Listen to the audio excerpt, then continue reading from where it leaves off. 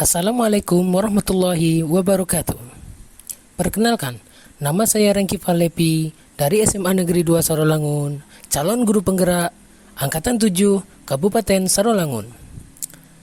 Dengan fasilitator Bapak Sodikin MPD dan pengajar praktik Bapak Andri Hermawan SIP MSI.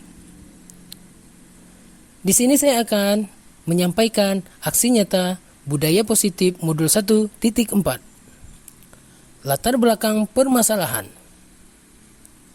Pada masa ini telah ditemukan fenomena krisis karakter yang muncul di negeri ini. Terlebih di sekolah kami, di mana kita untuk beberapa saat telah dihadapkan dengan pembelajaran daring semasa pandemi COVID-19. Terdapat memburuknya perilaku sikap murid disebabkan oleh tanpa dituntunnya sikap perilaku murid. Di samping itu, juga disebabkan karena sebagian besar dari generasi muda sekarang mengikuti tren budaya dari luar tanpa mengkaji ulang terlebih dahulu. Kemajuan teknologi yang begitu pesat memberikan dampak terhadap perkembangan karakter anak. Untuk itu, kita sebagai pendidik perlu menerapkan kembali budaya positif pada anak di lingkungan sekolah. Hal ini bermanfaat agar murid dapat menumbuhkan kembali budaya positif. Karakter perilaku sikap dan juga dapat menyaring dampak negatif dari budaya luar. Budaya positif di sekolah merupakan nilai-nilai keyakinan dan asumsi dasar yang tumbuh dan berkembang sesuai nilai-nilai yang dianut dan diyakini di sekolah. Budaya positif berisi kebiasaan-kebiasaan yang sudah disepakati bersama dan dijalankan dalam waktu yang lama dengan memperhatikan kodrat alam dan kodrat zaman serta keberpihakan pada anak. Hal ini sesuai dengan tujuan pendidikan Ki Hajar Dewantara, yaitu menuntun segala kodrat yang ada pada anak-anak agar mereka dapat mencapai keselamatan dan kebahagiaan yang setinggi-tingginya, baik sebagai manusia maupun sebagai anggota masyarakat. Dalam proses menuntun tersebut, anak diberikan kesempatan seluas-luasnya untuk mengembangkan minat dan bakatnya. Namun, guru sebagai pamong harus tetap memberikan tuntunan dan arahan agar anak tidak kehilangan arah dan membahayakan dirinya. Dalam upaya menanamkan budaya positif di sekolah, guru yang posisi kontrol sebagai manajer dalam menerapkan budaya positif. Guru juga berperan sebagai motivator dan inspirator dalam menumbuhkan budaya positif sehingga nantinya guru akan menjadi agen transformasi perubahan untuk mewujudkan murid yang memiliki karakter profil pelajar Pancasila. Untuk itu, guru juga harus berkolaborasi dengan warga sekolah, kepala sekolah, rekan guru, murid, serta melibatkan orang tua wali dan masyarakat sekitar. Dengan adanya kolaborasi yang baik bersama warga sekolah, diharapkan terciptanya karakter sikap perilaku murid yang memiliki nilai-nilai pelajar Pancasila. Deskripsi aksi nyata. Aksi nyata yang saya lakukan adalah membuat kesepakatan atau keyakinan kelas yang berpihak pada murid. Pembuatan kesepakatan kelas ini dilakukan pada minggu kelima karena pada minggu ketiga dan keempat bertemu dengan kegiatan ujian semester ganjil dan liburan akhir tahun. Selain membuat kesempatan kelas bersama murid, saya juga mengimbaskan kepada rekan guru di sekolah dengan terlebih dahulu mengkomunikasikannya kepada kepala sekolah sehubungan kegiatan yang melibatkan siswa dan rekan guru secara langsung di sekolah. Mengingat urgensinya budaya positif di sekolah, sebagai calon guru penggerak, saya harus mengambil langkah ke arah perubahan yang lebih baik. Ini dilakukan pada minggu ke-6. Hasil aksi nyata. Sesuai tujuan pada rancangan tindakan budaya positif, yaitu untuk menerapkan kembali karakter kedisiplinan siswa dalam budaya positif sesuai profil pelajar Pancasila dengan pembiasaan yang dilakukan dan diterapkan di sekolah setiap hari. Setelah melalui pendekatan dialogis, pembuatan kesempatan kelas yang berpihak pada murid, melibatkan murid-murid secara langsung, membuat murid-murid menjadi bernalar kritis, karakter sikap yang lebih baik, bertanggung jawab, kedisiplinan yang meningkat, dan merasa lebih percaya diri karena murid-murid merasa menjadi bagian dalam pengambilan keputusan di kelasnya. Rekan guru di sekolah saya pun tergerak ingin membuat kesepakatan kelas yang berpihak pada murid menuju perubahan positif.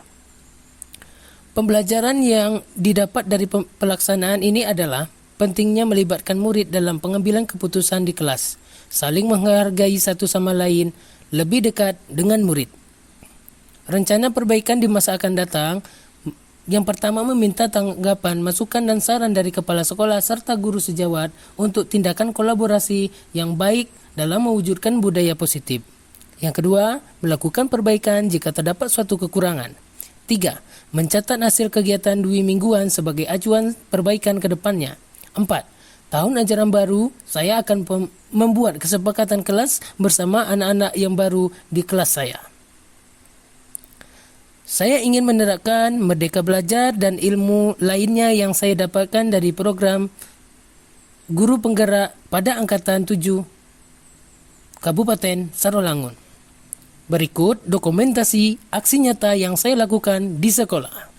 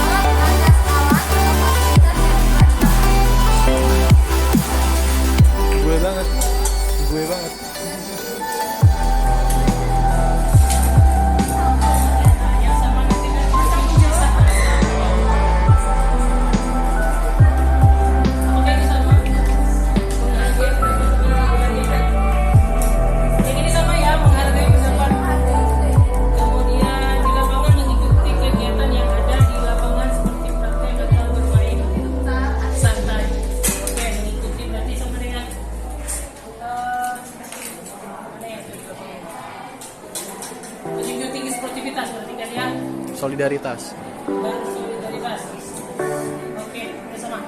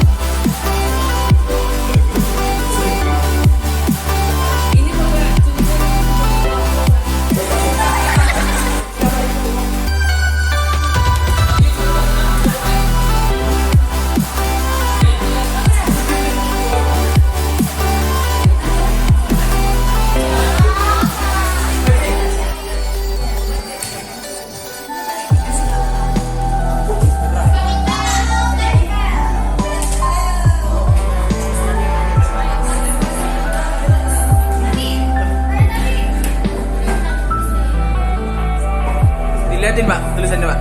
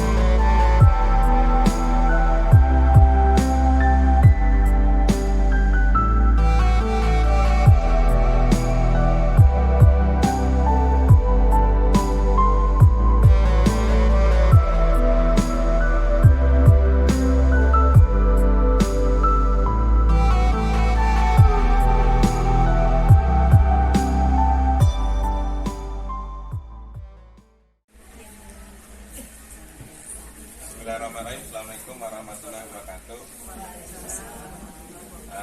Hari ini kita akan diberikan pencerahan tentang budaya positif dan apa-apa yang harus dilakukan dalam menggali budaya positif di lingkungan sekolah. Dan alhamdulillah dengan melalui pendidikan program guru penggerak ini, Pak Rendy Pahlevi yang merupakan DDP Angkatan 7 akan menerangkan tentang konsep budaya positif di sekolah. Pada Pak Rendy, saya persilakan.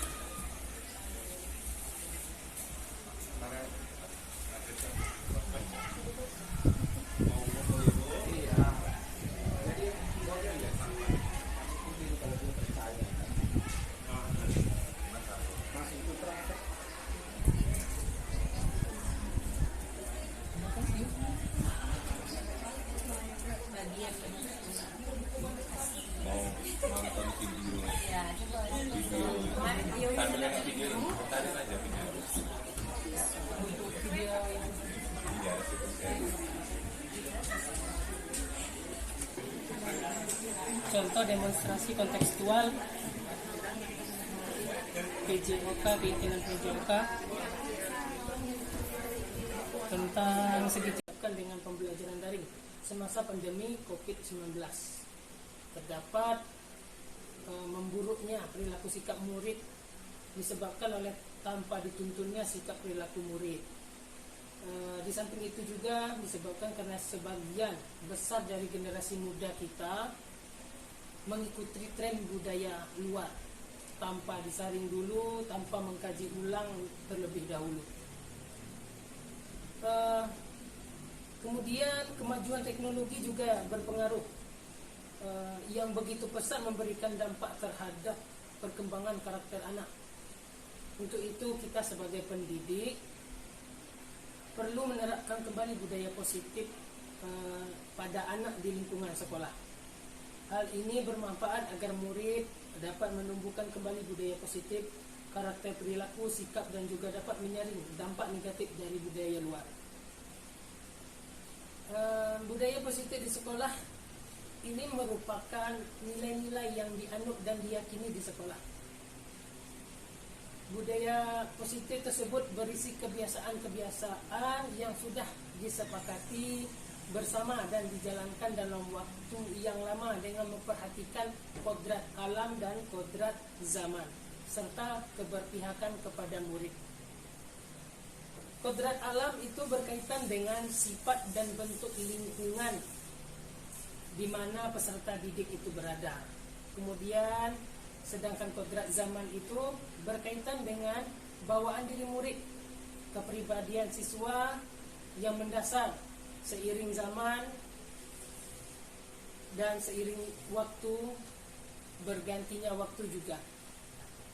Baik, hal ini sesuai dengan tujuan pendidikan Ki Hajar Dewantara, yaitu menuntun segala kodrat yang ada pada anak-anak agar mereka dapat mencapai keselamatan dan kebahagiaan yang setinggi-tingginya, baik sebagai manusia maupun sebagai anggota masyarakat. Dalam proses menuntun tersebut, anak diberikan kesempatan seluas-luasnya untuk mengembangkan minat bakat. Namun, guru sebagai pamong harus tetap memberikan tuntunan dan arahan agar anak tidak kehilangan arah dan membahayakan dirinya. Dalam upaya menanamkan budaya positif di sekolah, guru yang posisi kontrol sebagai manajer dalam menerapkan budaya positif, guru juga berperan sebagai motivator dan inspirator dalam menumbuhkan budaya positif, sehingga nantinya guru akan menjadi agen transformasi perubahan untuk mewujudkan murid yang memiliki karakter profil pelajar Pancasila.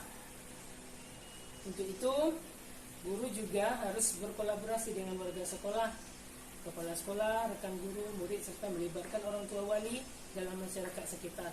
Salah satunya kolaborasi antara kami sebagai calon guru penggerak dengan Bapak Ibu sekalian.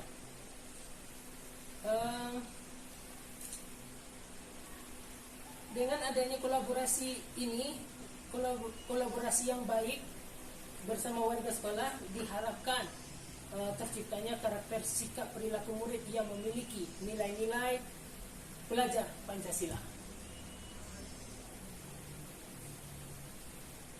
Baik,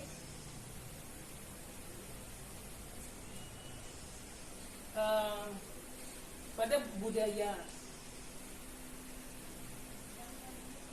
positif ini terdapat beberapa disiplin positif. Ada 6 disiplin positif yang terkandung dalam budaya positif. Yang pertama, teori kontrol. Kemudian 2, makna disiplin. 3, teori motivasi. Ini yang mencakup nilai-nilai kebajikan, universal, dan keyakinan kelas. Kemudian yang keempat, 5 posisi kontrol. Yang kelima, 5 kebutuhan dasar manusia. 6 segitiga restitusi. Pada teori kontrol, menurut Dr. William Glasser menyatakan bahwa semua perilaku memiliki tujuan, bahkan terhadap perilaku yang tidak disukai. Seperti contohnya perilaku siswa di mana malas-malasan, yang tidak disiplin, semua itu membutuhkan mereka itu membutuhkan kasih sayang dari kita. Jadi sering terjadi miskonsepsi makna kontrol di sekolah. Sebelumnya saya juga merasakan miskonsepsi makna kontrol. Sebelumnya kita merasa bahwa kita itu sebagai guru itu berhak mengontrol siswa, mengontrol anak murid kita sesuai keinginan kita. Padahal sebenarnya itu tidaklah tepat menurut pembelajaran Merdeka Belajar. Yang pertama itu adalah guru mengontrol murid. Kita mengontrol keinginan sesuai dengan keinginan kita. Kemudian yang kedua, semua pengetahuan positif, efektif, dan bermanfaat. Yang ketiga, kritik membuat orang merasa bersalah, dapat menguatkan karakter. Yang keempat, orang dewasa memiliki hak untuk memaksa. Sebenarnya selama ini saya juga melakukan hal yang sama, memaksa keinginan sendiri untuk siswa atau murid itu menjadi seperti yang saya inginkan. Padahal sebenarnya pada Merdeka Belajar itu guru itu hanya sebagai pamong untuk menuntun. Mereka menentukan kebahagiaan dan minat bakat, mengembangkan minat bakat mereka sendiri sesuai dengan keinginan mereka sendiri. Namun kita sebagai pamong tetap mengarahkan dan menuntun mereka menuju hal yang benar agar tidak tersesat dan tidak salah arah yang merugikan diri mereka sendiri. Oke, makna disiplin. Di sini mencakup tata tertib, teratur dan kepatuhan pada peraturan. Disiplin diri dapat membuat seseorang menggali potensinya menuju kepada sebuah tujuan mulia, sesuatu yang dihargai dan bermakna. Kemudian mengontrol diri dan menguasai diri untuk memilih tindakan yang mengacu pada nilai-nilai yang kita hargai agar tercapai tujuan mulia yang diinginkan. Bertanggung jawab terhadap apa yang dilakukannya karena mereka berdasarkan tindakan mereka pada nilai-nilai kebajikan universal. Oke, berikutnya teori motivasi. Selama ini yang kita pahami yaitu teori motivasi itu ada dengan cara menghukum dan memberikan prize atau hadiah. Itu yang sering kita lakukan di sekolah, yang pernah saya lakukan juga di sekolah itu langsung menghukum atau memberikan supaya memotivasi dia itu dengan memberikan hadiah atau prize. Ternyata pada Merdeka Belajar itu yang sudah kami pelajari itu ternyata tidak tepat dan tidak efektif untuk bagi pengembangan atau menanamkan budaya positif di diri siswa itu sendiri. Yang pertama itu untuk menghindari hukuman. Penyebab mereka termotivasi itu pertama tadi menghindari hukuman, kemudian untuk mendapatkan imbalan, kemudian juga untuk menghargai diri sendiri. Oke, berikut nilai-nilai kebajikan. Nilai-nilai kebajikan adalah sifat-sifat positif manusia yang merupakan tujuan mulia yang ingin dicapai setiap individu. Kemudian selanjutnya profil pelajar Pancasila. Ada beberapa profil pelajar Pancasila. 6 profil pelajar Pancasila. Yang pertama, beriman, bertakwa kepada Tuhan Yang Maha Esa dan berakhlak mulia. Kemudian mandiri, bernalar kritis, berkebinekaan global, bergotong royong dan kreatif. Sikap murid pada kebajikan atau IBO Primary Yes Program.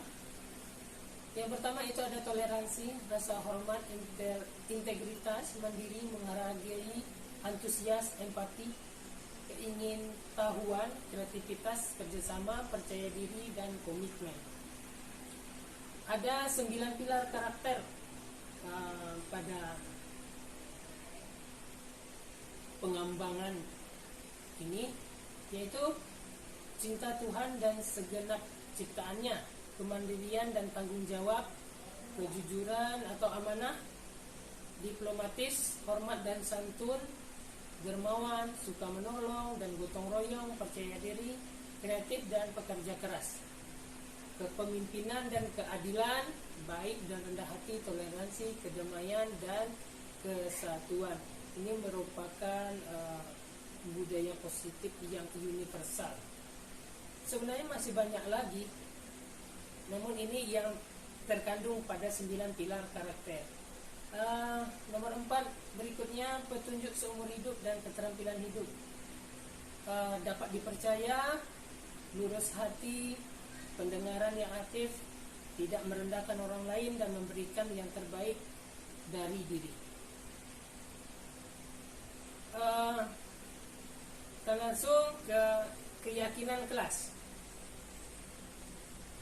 Keyakinan kelas bersifat lebih abstrak, lebih universal daripada peraturan yang lebih rinci dan konkret. Keyakinan kelas berupa pertanyaan-pertanyaan yang universal. Keyakinan kelas senantiasa dibuat dalam bentuk positif. Keyakinan kelas hendaknya tidak terlalu banyak sehingga mudah diingat dan dipahami oleh semua warga kelas. Keyakinan kelas sebaiknya sesuatu yang dapat diterapkan di lingkungan tersebut. Semua warga kelas hendaknya ikut berkontribusi dalam pembuatan keyakinan kelas lewat kegiatan curah pendapat. Kemudian bersedia meninjau kembali keyakinan kelas dari waktu ke waktu. Ini bentuk hasil keyakinan kelas yang sudah saya lakukan di kelas PJOK, Pendidikan Jasmani, Olahraga dan Kesehatan. Keyakinan kelas ini merupakan sama dengan peraturan kelas atau peraturan sekolah. Namun kali ini kita buat untuk materi sesuai dengan materi yang saya ajarkan. Di sini ada beberapa bentuk hasil kesepakatan keyakinan yang sudah dibuat oleh kelas, dilakukan oleh siswa sendiri yang membuat peraturan atau keyakinan kelas yang untuk mereka sendiri. Berikutnya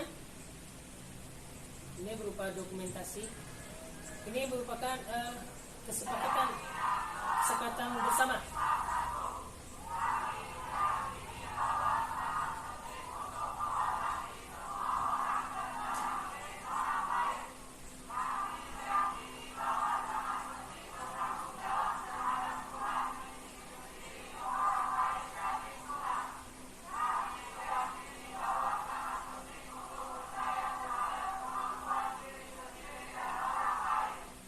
Oke, di sini keyakinan mereka atau kesepakatan bersama mereka itu pertama, percaya diri, menghormati sesama, kemudian yang ketiga itu tanggung jawab.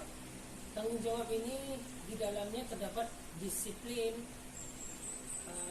disiplin waktu, disiplin belajar, serta yang lainnya. Tanggung jawab atas alat seperti di lapangan misalnya, tanggung jawab atas alat dan perlengkapan olahraga. Ya, itu bentuk berupa kesepakatan bersama.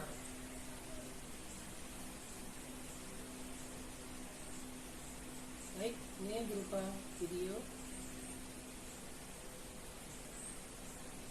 sepertinya.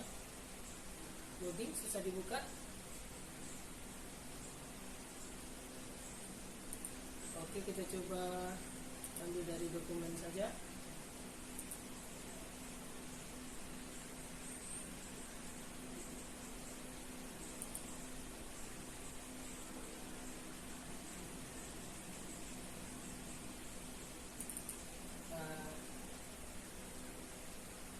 Ini dokumen-dokumen ketika pembuatan keyakinan kelas. Ini merupakan secari kertas yang dibuat oleh siswa itu sendiri, kemudian ditempelkan di papan tulis, kemudian dirangkum, dijadikan kesepakatan bersama. Ya, keyakinan kelas.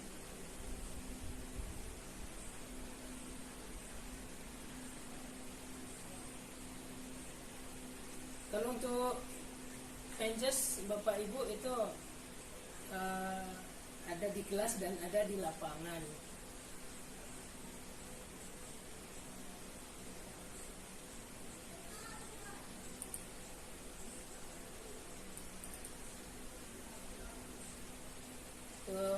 Dokumentasi kesepakatan bersama sudah disetujui dan disepakati, kemudian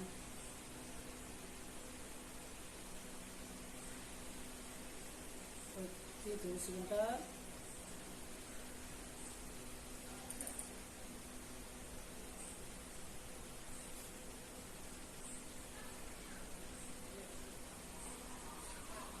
Nah, ini proses ketika mereka sudah menulis kesepakatan bersama, seperti macam-macam di sana itu. Ada yang membuat menjaga kebersihan sekolah, ada yang membuat menjaga kebersihan kelas, tidak boleh datang terlambat, kemudian tidak boleh bermain HP di dalam kelas, tidak boleh mengolok-olok. Iya, ada yang mengolok-olok temannya dengan menyebut nama orang tuanya. Iya, seperti itu. Kemudian kertas ini ditempel di depan, kemudian dirangkum hingga menjadi kesepakatan atau keyakinan kelas.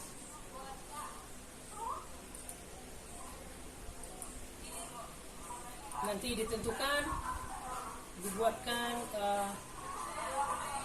konsekuensi yang harus diyakini, disepakati oleh bersama oleh kelas.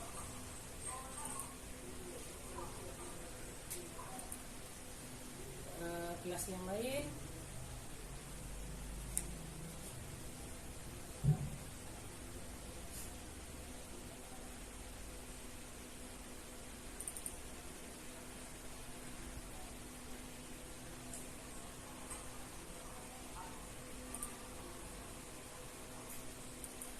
tidak boleh berkata kasar, juga ada yang membuat peraturan seperti itu atau keyakinan seperti itu.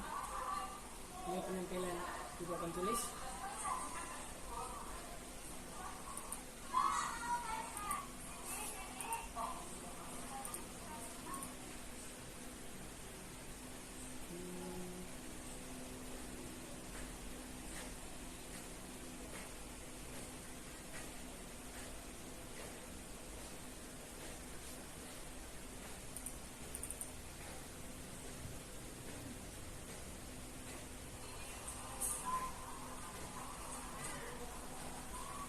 Keyakinan kelas di 11 MIPA 1.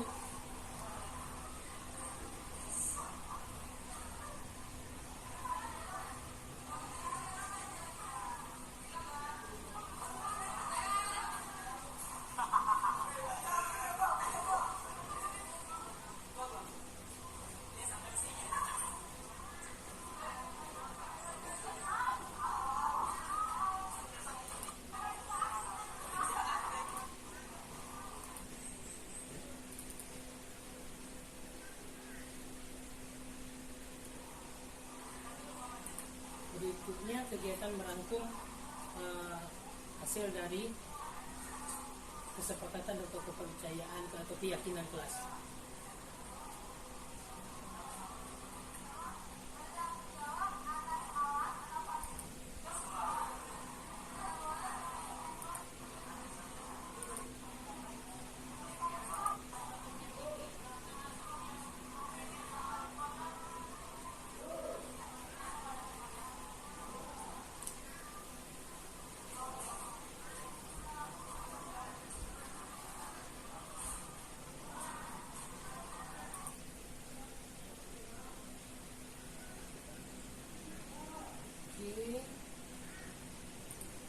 Lanjut, itu bentuk contohnya yang di pembuatan keyakinan kelas di dalam kelas ya, untuk Bapak Ibu. Selanjutnya di sini ada 5 posisi kontrol.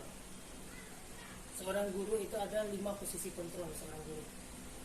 Sejauh ini, selama ini saya juga paradigma saya selama ini bahwa penghukum itu merupakan hukuman atau membuat mereka merasa bersalah itu adalah suatu yang tidak salah dilakukan kepada siswa. Ternyata dalam Merdeka Belajar itu tidak boleh dan tidak baik dan tidak efektif bagi perkembangan siswa dan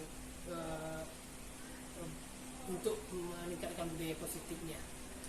Di sini ada 5 posisi kontrol. Pertama itu penghukum. Sering sebelumnya saya pernah melakukan yang mereka datang terlambat, saya langsung memberikan silakan push up 20 keliling lapangan basket 2 putaran 3 putaran seperti itu. Itu hukuman yang saya berikan kepada mereka, padahal sebenarnya itu tidak boleh. Di sini pada keyakinan dibuatnya keyakinan kelas tadi, mereka meyakini dengan mereka ikut serta dalam pembuatan peraturan kelas atau keyakinan kelas itu, mereka mempunyai tanggung jawab atau disiplin bagi diri mereka sendiri, karena keyakinan atau peraturan kelas itu tadi dibuat oleh mereka itu sendiri. Kemudian posisi kontrol berikutnya itu adalah pembuat rasa bersalah. Yang ketiga itu posisi kontrol sebagai teman. Sebelumnya inilah yang sering saya lakukan kepada siswa, yaitu posisi kontrol sebagai teman. Bercerita dari hati ke hati, seperti teman, friendship kayak gitu. Sehingga saya merasa itu gampang atau lebih mempermudah saya dalam menuntun mereka selama ini. Kemudian ada pemantau, cukup dengan memantau saja dan memberikan nasihat. Kemudian dengan terakhir yaitu dengan posisi kontrol sebagai manajer, itu kita mengarahkan. Dia yang menentukan, dia yang mengetahui kesalahan sendiri, kesalahan murid itu sendiri, kemudian dia yang menyelesaikan permasalahannya, dia yang membuat konsekuensinya, yang menyelesaikan masalah itu sendiri. Kita sebagai manajer dan sebagai penuntun bagi mereka. Selanjutnya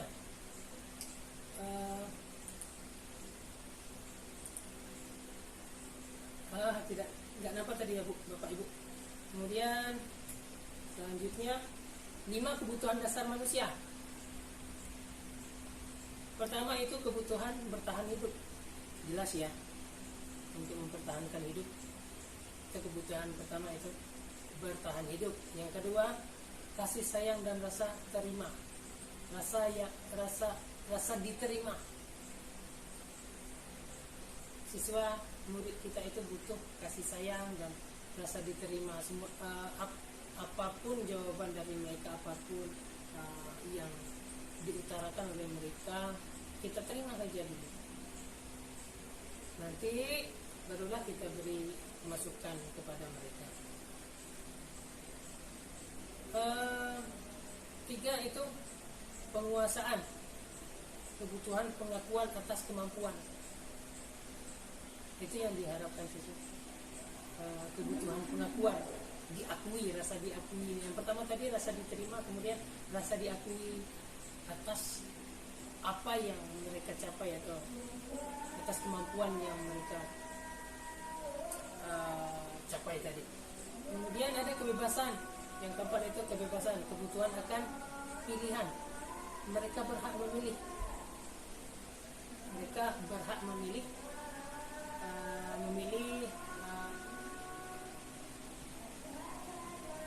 apapun hal yang mereka inginkan di dalam pembelajaran. Namun sekali lagi kita tetap menuntun agar mereka tidak salah arah. Yang kemudian yang kelima itu kesenangan. Kebutuhan dasar manusia itu tadi ada 5. Yang pertama kebutuhan kasih sayang, kemudian penguasaan, kebebasan, dan terakhir itu ada kesenangan, kebutuhan untuk merasa senang, bahagia, nyaman di sekolah, disenangi, tidak dimarahi, tidak dihukum, dan tidak dibenci. Itulah kebutuhan dasar manusia, termasuk siswa murid kita di SMA Negeri 2 Sarawak. Yaitu terakhir itu ada restitusi. Restitusi adalah proses menciptakan kondisi bagi murid untuk memperbaiki kesalahan mereka sehingga mereka bisa kembali pada kelompok mereka dengan karakter yang lebih kuat, yaitu oleh Gosenberg. Kemudian restitusi juga adalah proses kolaboratif yang mengajarkan murid untuk mencari solusi untuk masalah dan membantu murid berpikir tentang orang seperti apa yang mereka inginkan dan bagaimana mereka harus memperlakukan orang lain. Restitusi sebuah cara menanamkan disiplin positif pada murid. Restitusi bukan untuk menembus kesalahan, namun untuk belajar dari kesalahan. Restitusi memperbaiki hubungan. Restitusi adalah tawaran, bukan paksaan. Restitusi sebagai untuk menuntun, untuk melihat ke dalam diri mereka sendiri. Kita sebagai guru menuntun. Kalau mereka melakukan kesalahan, kita tuntun. Apa kesalahan yang mereka buat, itu mereka sendiri yang menggalinya. Kemudian restitusi ini mencari kebutuhan dasar yang mendasari tindakan yang dilakukan oleh siswa itu.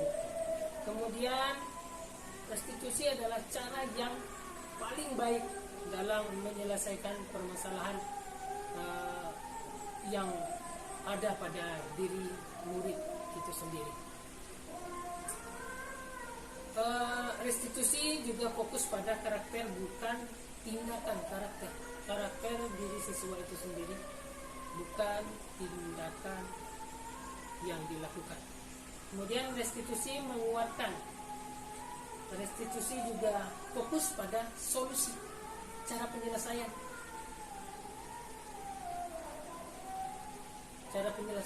Kemudian restitusi mengembalikan murid yang berbuat salah pada kelompoknya.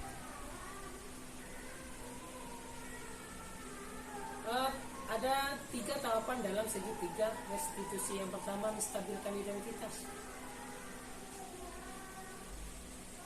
Menanyakan kenapa terlambat. Itu merupakan menstabilkan identitas.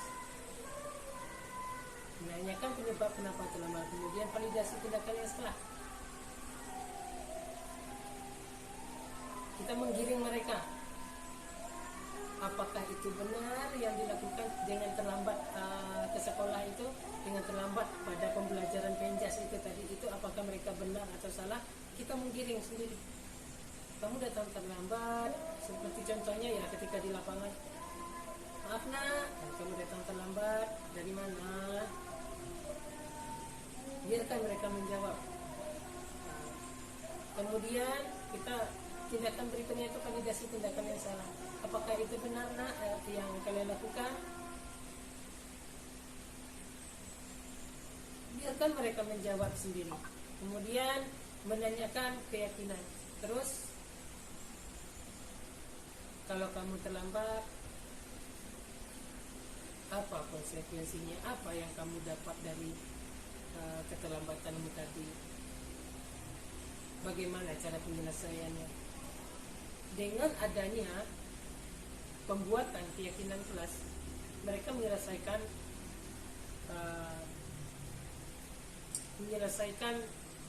permasalahan mereka itu dengan dengan solusi yang sudah dibuat dan disepakati di kelas tadi. Berikut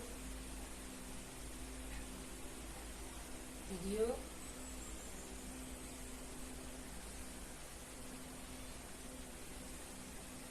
Oke, maaf. Contoh kegiatan restitusi yang saya lakukan di lapangan.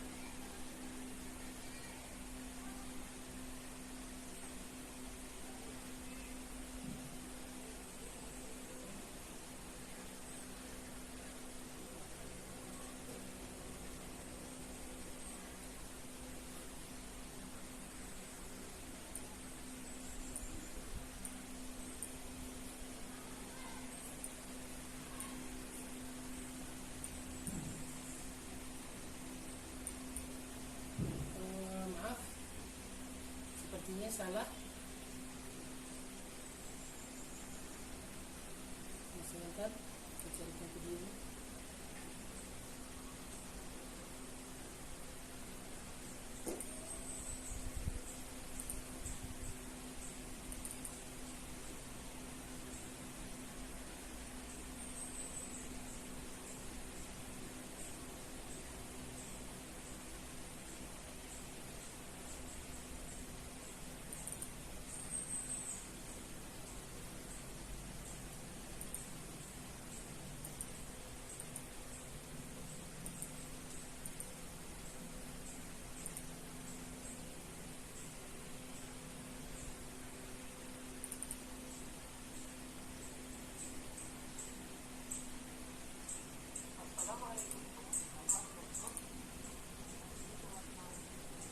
Oke, ini dia. Assalamualaikum warahmatullahi wabarakatuh. Tentang dapat arahan pendidikan agar membuat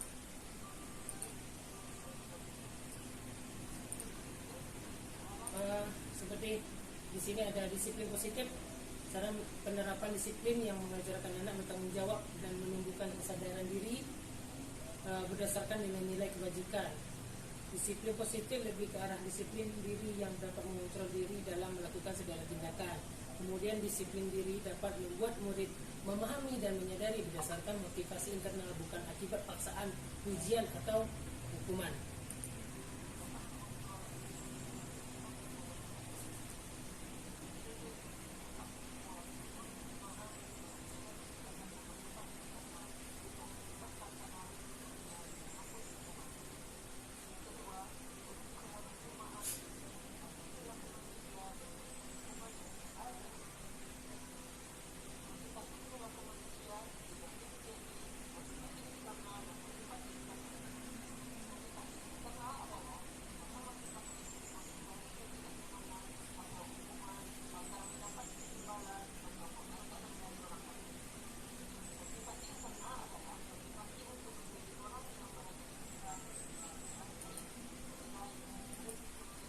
Bentuk restitusi, segitiga restitusi dalam penyelesaian masalah.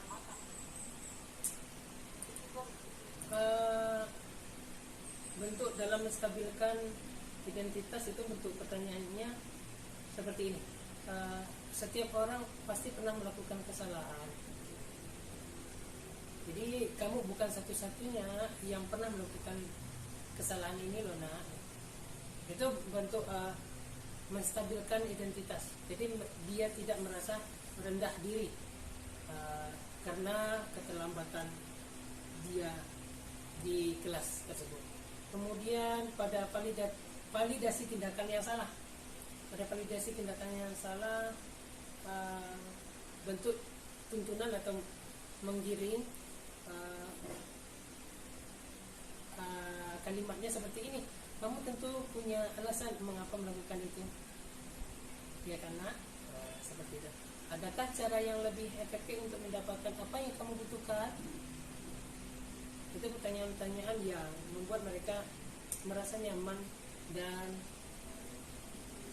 tahu konsekuensi apa yang mereka atas apa yang mereka lakukan. Kemudian terakhir itu menanyakan keyakinan,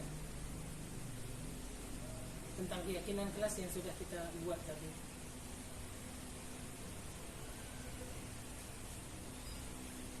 Menurutmu keyakinan kelas yang sudah kita sepakati bagaimana?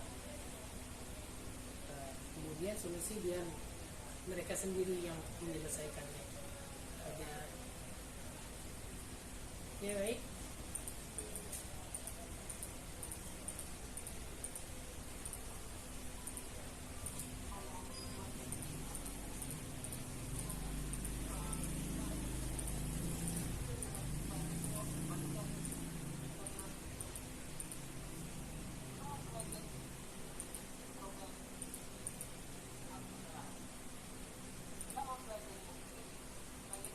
Sebelum mempelajari modul ini, posisi kontrol saya adalah sebagai pembuat rasa bersalah dan teman.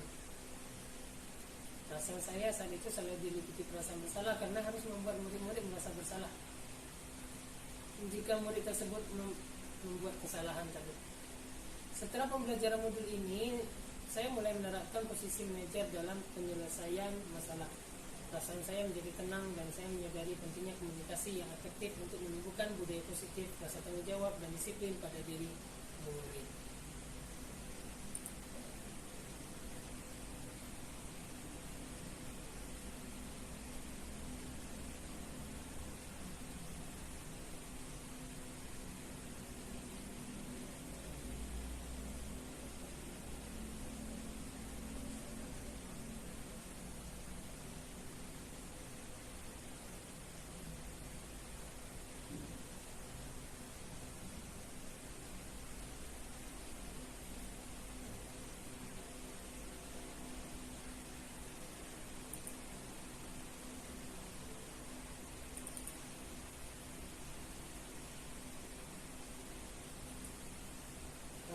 Ini bentuk segitiga restitusi. Kasus siswa terlambat, Esther dan Tria adalah siswa yang terlambat masuk kelas pada pelajaran olahraga dikarenakan mencuri waktu untuk jajan ke kantin. Ketika pergantian pelajaran yang seharusnya 10 menit diberikan waktu pengganti untuk mengganti seragam olahraga untuk kegiatan praktik di lapangan, namun Esther dan Tria melakukan kesalahan dengan jajan ke kantin. Permasalahan itu diselesaikan dengan menerapkan segitiga restitusi.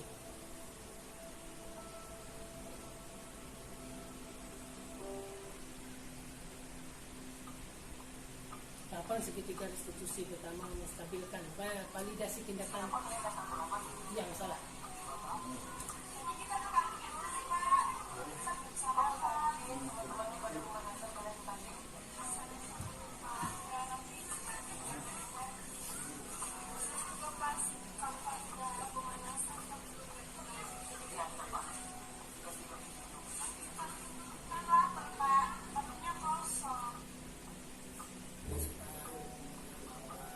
Ini bentuk menstabilkan identitas. Setiap orang pasti pernah melakukan kesalahan. Itu yang kita utarakan pada mereka agar membuat mereka merasa nyaman. Kemudian meningkatkan kualitas olahraga kita, kemudian menstabilkan detak jantung ketika praktek olahraga. Jadi kalau kita belum pemanasan dan teman-teman yang lain sudah pemanasan,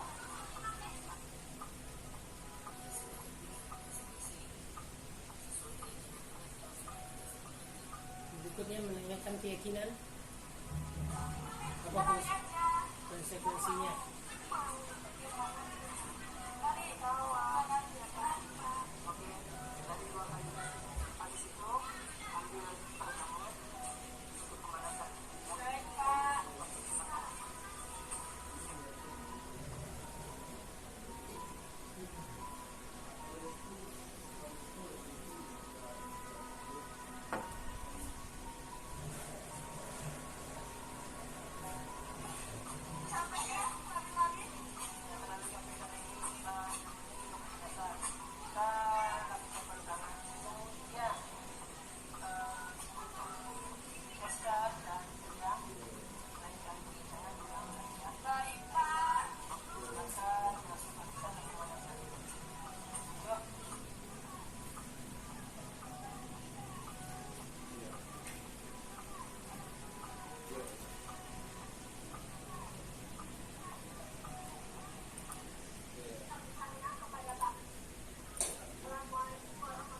Ini testimoni dari siswa.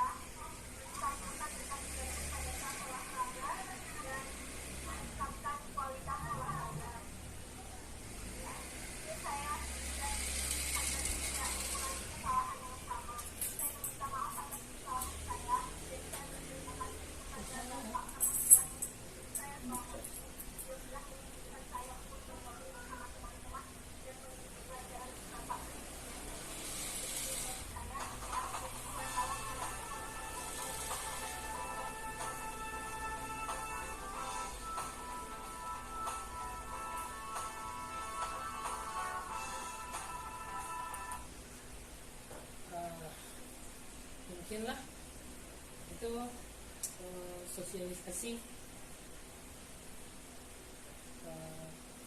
berbagi ilmu ya Bapak Ibu. Apa yang saya pelajari di 3 bulan terakhir ini, yaitu di kegiatan pendidikan guru penggerak, semoga menginspirasi bagi Bapak Ibu sekalian. Semoga ini bisa menjadi motivasi kita bersama dalam menumbuhkan budaya positif menumbuhkan kembali budaya positif di sekolah kita ini, khususnya pada peserta didik kita, agar mereka memiliki pribadi atau karakter yang mempunyai atau yang menanamkan nilai-nilai pelajar Pancasila. Baik, saya kembalikan lagi. Pada kesempatan ini kalau ada yang mau bertanya, kita buka sesi tanya jawab. Silakan kalau ada yang mau bertanya.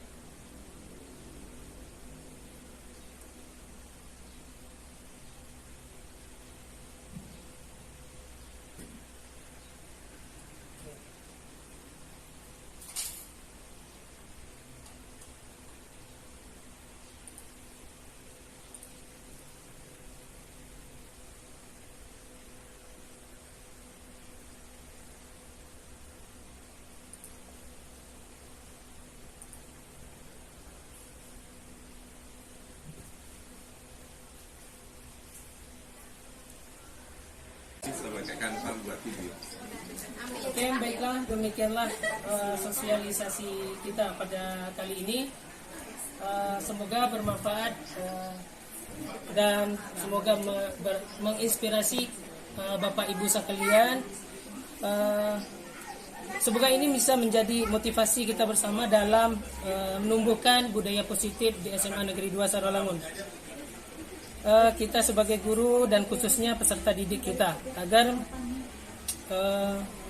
mereka memiliki pribadi karakter dan yang menanamkan nilai-nilai budaya positif atau pelajar Pancasila, nilai-nilai pelajar Pancasila. Al-hata' wa nasiyah sifatul linas, terlupa dan tersalah adalah sifat dari manusia. Qad yurizal hasaib ala bur'un bil lisan, terlupa dan tersalah adalah sifat dari manusia. Jikalau pedang melukai tubuh masih ada harapan sembuh, jikalau lidah melukai hati kemana obat hendak dicari. Tergeser di waktu naik, tersinggung di waktu turun. Pada Allah kami mohon ampun, pada sesama kami mohon maaf. Kalau ada kelapa di ujung, jangan dimasak di dalam kuali. Kalau ada bapak ibu yang tersinggung, jangan diintai saya pulang nanti. Wabillahi taufiq wal hidayah. Wassalamualaikum warahmatullahi wabarakatuh.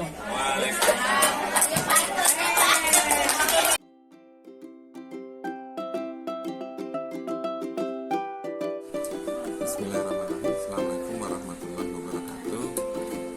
Alhamdulillahirrahmanirrahim. Sekolah di SMA Negeri 2 Sarawangun pada tahun ini terdapat calon guru penggerak yang sedang mengikuti pendidikan guru penggerak angkatan 7 atas nama Pak Renki Pak Levi dengan Ibu Guru. Dengan adanya dia mengikuti pendidikan guru penggerak, kami dari SMA Negeri 2 Sarawangun sangat berterima kasih karena saya sebagai wakil kurikulum merasa terbantu dengan terciptanya nuansa-nuansa positif atas kehadiran beliau berdua. Nah, hal ini terjadi karena beliau memberikan praktek baik langsung tentang penciptaan budaya positif di lingkungan SMA Negeri 2 Sarawangun, sehingga sistemik sekolah di SMA Negeri 2 Sarawangun menjadi lebih baik.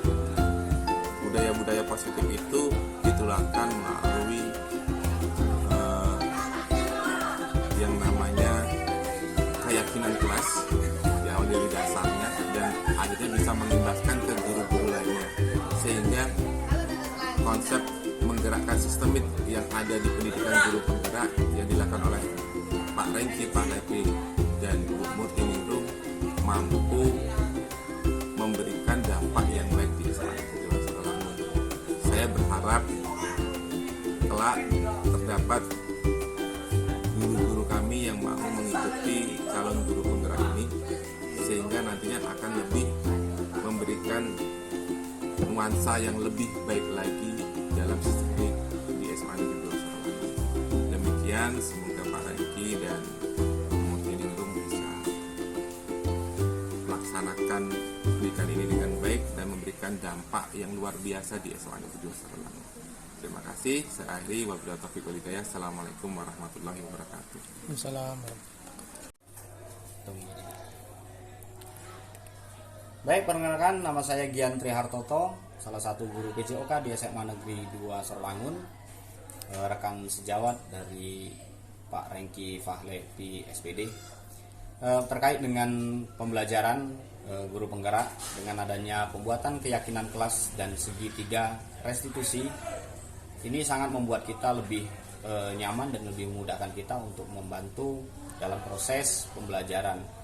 Dalam hal ini dalam mengatur dan menuntun siswa dalam pembelajaran yang dapat menumbuhkan budaya positif. Dengan proses ini, dengan adanya pembuatan keyakinan kelas dan segitiga restitusi, itu menjadikan salah satu motivasi bagi saya untuk mengikuti bagaimana proses guru penggerak di tahapan berikutnya. Dan tak lupa pula saya ucapkan terima kasih atas pencerahan ilmunya untuk dapat memotivasi saya untuk mengikuti di guru penggerak di sesi berikutnya. Terima kasih, itu pendapat saya mengenai tentang pembuatan keyakinan kelas dan segitiga restitusi yang telah dilaksanakan oleh Pak Rengki Fahle. Terima kasih. Assalamualaikum warahmatullahi wabarakatuh. Assalamualaikum warahmatullahi wabarakatuh. Perkenalkan, nama saya Tria Rahmawati, kelas 11 MIPA 4 dari SMA Negeri 2 Sarawangun. Saya sangat merasa senang dengan adanya program keyakinan atau peraturan kelas yang sudah sama-sama kami sepakati kemarin bersama Pak Rengki, karena membuat kami lebih percaya diri, lebih menghargai sesama, dan lebih bertanggung jawab. Saya juga merasa bangga karena dapat ikut andil dalam pembuatan peraturan atau keyakinan kelas. Terima kasih kepada Bapak Rengki karena sudah membimbing kami selama ini dan membuat saya lebih baik ke depannya. Saya akhiri, wassalamualaikum warahmatullahi wabarakatuh.